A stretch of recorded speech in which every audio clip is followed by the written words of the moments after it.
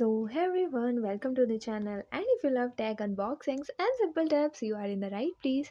So, in today's video, I'll show you how to disable ad blocker on Google Chrome.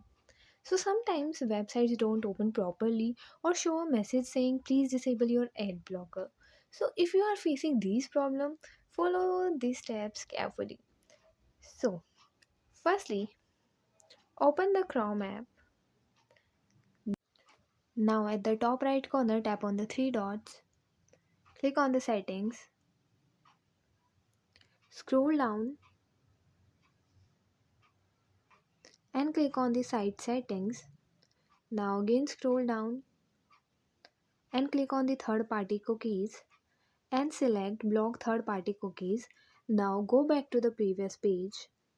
Now click on pop ups and redirects and select don't allow sites to send. Now again go back to the previous page.